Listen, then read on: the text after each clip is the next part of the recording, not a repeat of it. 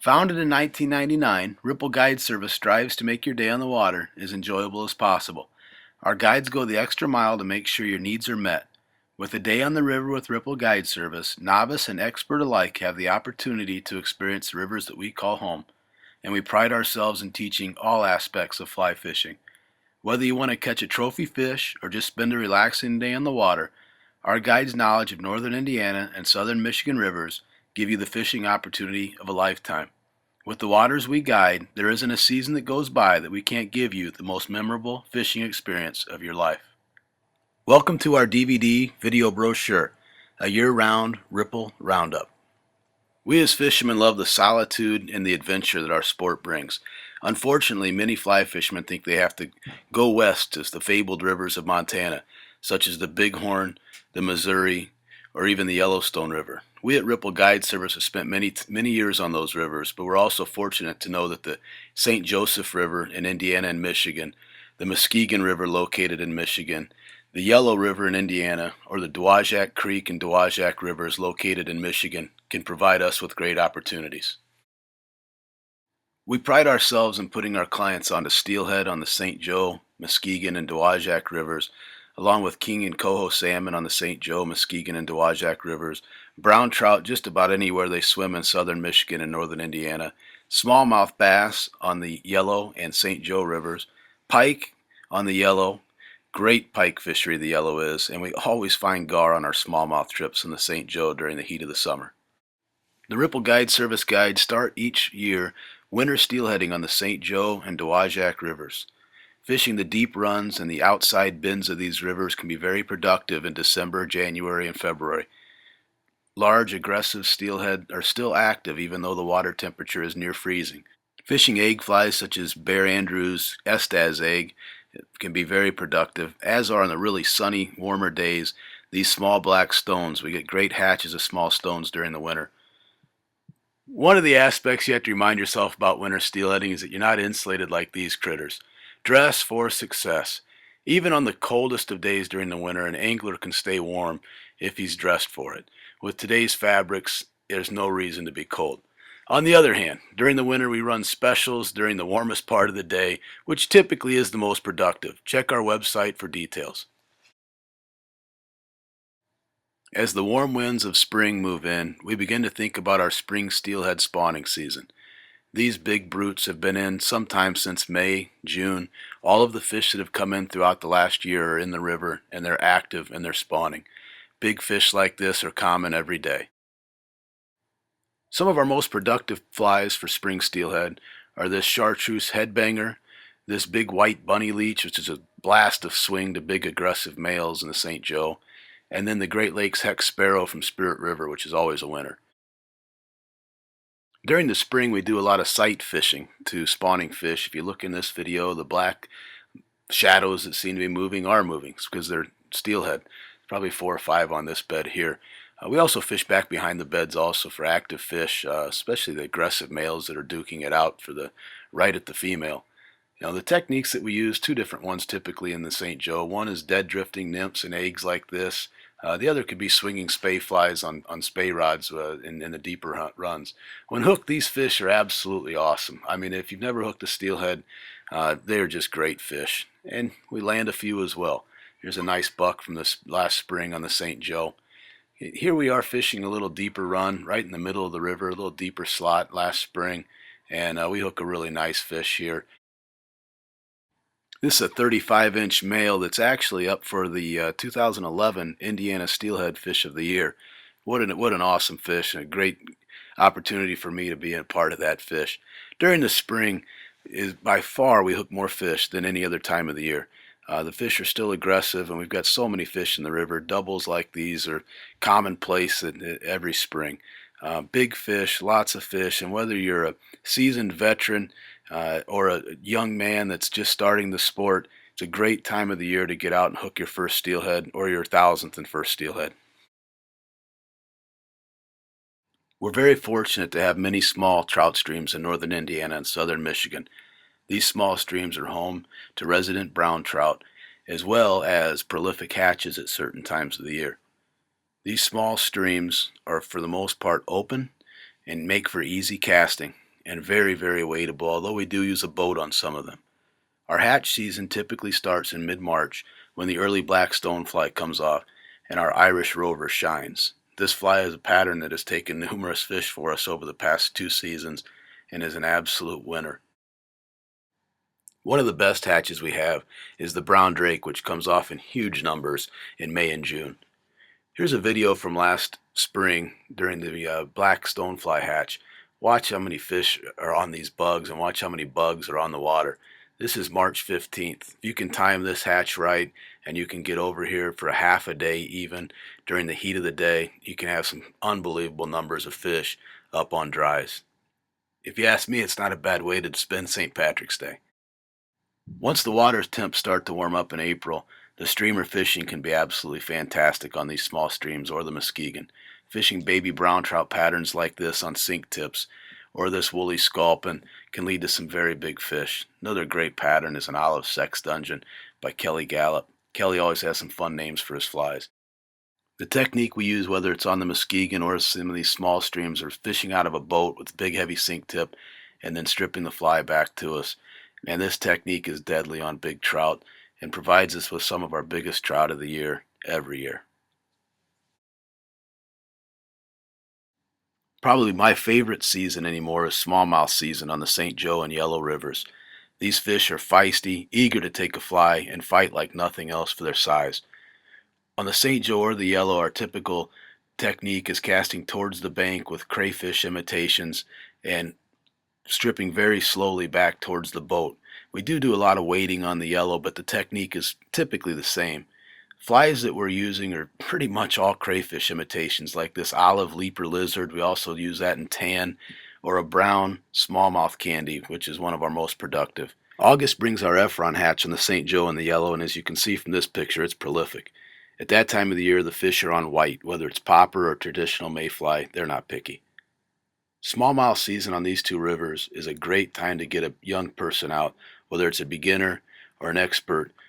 Anybody can catch smallmouth on the St. Joe and the Yellow. They're not picky, and even a bad day of smallmouth fishing is 30 fish. If you've never caught a smallmouth on a fly, even a 12-incher like this will give you one heck of a ride. Our average fish is 10 to 12 inches, although the Yellow it tends to be a little larger. But like I said before, even a bad day is 30 fish, and a good day sometimes is upwards of 100. One major bonus to our smallmouth trips during the heat of the summer are gar. These longnose gar can be found in great numbers in the Joe, upwards of 100 fish at times. And when you find them like this, they're very aggressive. What we do is we pull the boat up near them within decent casting range and throw big streamers. Very aggressive fish, almost competitive like that one. When you find a fish schooled up and you throw a streamer in front of them, 7 or 8 of these things will come at it at once, almost in a competitive manner. The small ones don't fight that well, but we don't catch a whole lot of small ones. Typically these fish are over 30 inches and some of them are over 40, and I've seen a few that would probably push 50. Never put one in the boat that big, but I'm sure they're coming. Here's a gar from last summer that's actually a finalist for Indiana Fish of the Year. Living in northern Indiana, we're blessed with many small farm ponds at our disposal, and we've got the fishing rights to a couple of the best. These ponds are loaded with slab bluegill like this one here taking a sponge spider. If you've never fished for bluegill and bass on top water, these ponds are surely to be a treat for you. We often fish these things out of float tubes, but if you're not comfortable in a float tube, a small boat will work just as well. Those sponge spiders and other small bluegill patterns and some really big slab bluegill are available to you. Also largemouth bass. One of these ponds is one of the best largemouth bass fishing ponds I've ever seen in my life. We throw big hair bugs, topwater stuff. To watch these huge bass come and inhale these things is a fisherman's dream. This little guy here has got a big one on, and these ponds are a great way to get a kid into fishing. I mean, they're guaranteed to catch big largemouth and bluegill in these ponds. Pike fishing on the Yellow River is a real fisherman's treat. These fish average 30 to 33 inches and are extremely aggressive. Some of the flies we use are like these big bunnies, big rabbit strip flies that push a lot of water. We also use a lot of conventional gear as well. These flies and lures only travel about 3 feet below the surface. and to see a predator the size of these fish chase its prey down in shallow water will give any fisherman quite the rush. If you're into camping and you want a true outdoor experience, we own 11 acres right on the Yellow River, and we can provide everything from tents to sleeping bags and 2 or 3 great days of fishing added on. Without question, the St. Joe gets the best run of summer steelhead anywhere in the Great Lakes region. We oftentimes throw these big streamers, and when they hit those, it's absolutely amazing. We can be found throwing small mysis shrimp just as often, though. This fish is hooked up to a big streamer here. One of the best aspects of Skamania fishing is the fact that the water is warm and so is the air temperature. Nothing like going steelhead fishing in shorts and a t-shirt and then sometimes still being too hot. You've got to be a little careful of the water temperatures, which is why I prefer September is probably my favorite time for the summer runs, because the water temperatures are low enough that you can catch and release these things without putting too much stress on them. That's when this video here was shot in September. Gentleman from Texas with his first steelhead in the net. It's a great time of the year, and these Skamanias are absolute bullets. Spend more time out of the water typically than in it when they're hooked, and can really give you a big jolt on a spey rod with a big streamer. September sees the return of the Coho Salmon to the St. Joe. These fish are dime bright, eager to take a fly, and extremely aggressive and great fighters. And they're not found in ones and twos, as you can see from this video. They're found in hundreds. Fishing big streamers on sink tips through pods of fish like this can result in some really jolting takes. Some of the streamers we use are like this Fatal Attraction here, a bright fly that really attracts a lot of coho strikes for us in the fall, as well as just big bait fish imitations, big spey type patterns. Here's a hookup on an early September morning on the Joe. September is a great month. You've got the early kings, the summer run steelhead, and the coho all in good numbers, as well as smallmouth. Smallmouth fishing and the gar fishing can still be good in September as well. There's always something to do in September.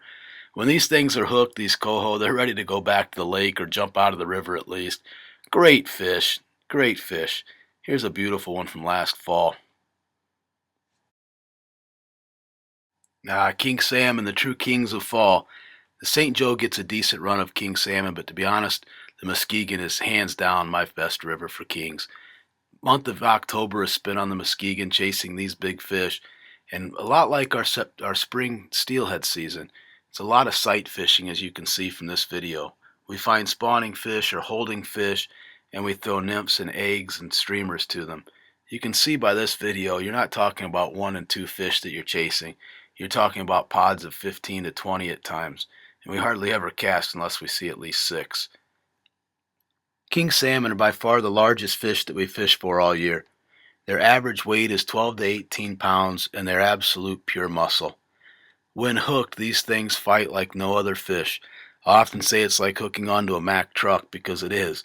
An 8-weight rod with a great disc drag is a must, and even then, sometimes we're not sure who's fighting who. Lift weights now, and you might be ready for October of next year to battle these things.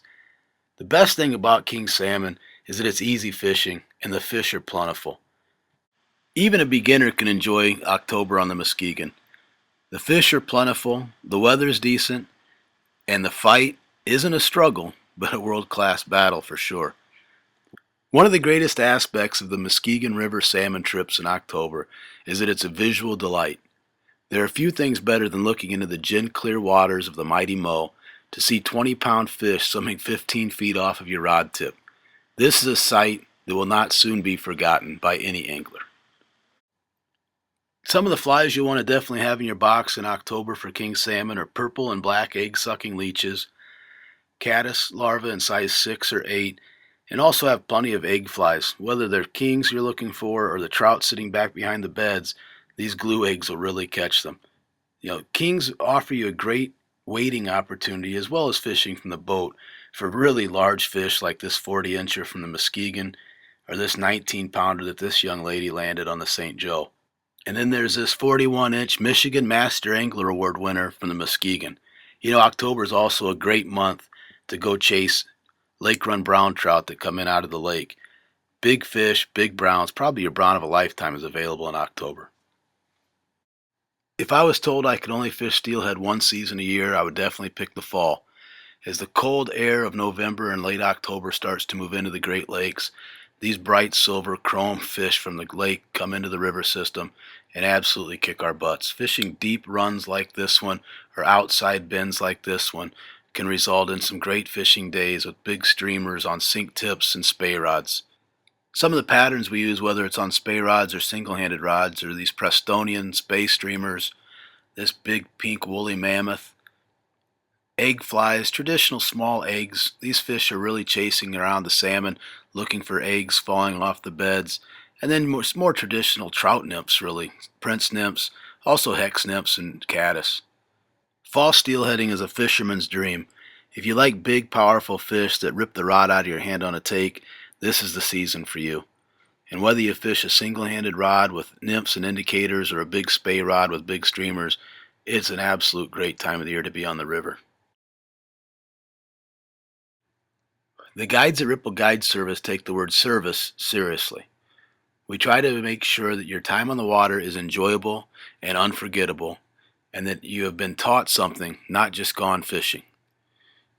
And by service, I mean service.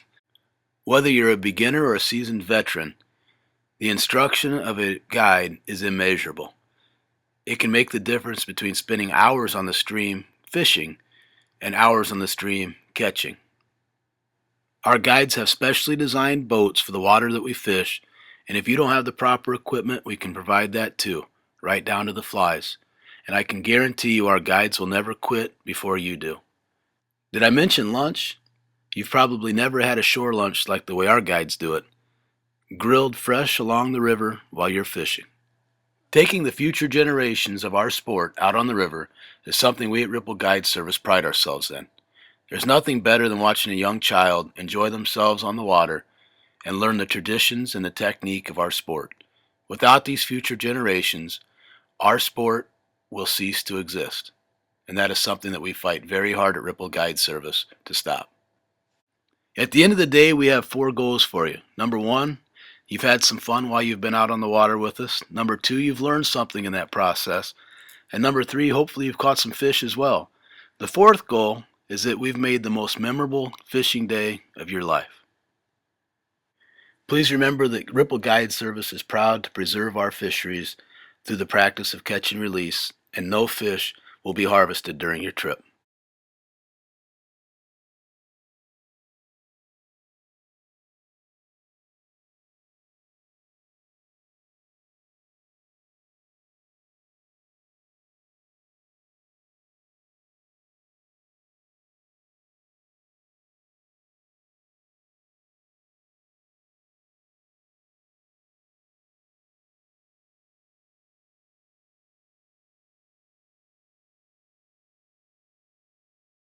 Hey, thanks for checking out our DVD brochure. As always, if you have any questions, comments, or concerns, don't hesitate to give us a call or drop us an email. You can also find us on Facebook for up-to-date fishing reports and on YouTube for even more videos. We'd like to thank the following companies for making quality products that we use every day while we're on the river.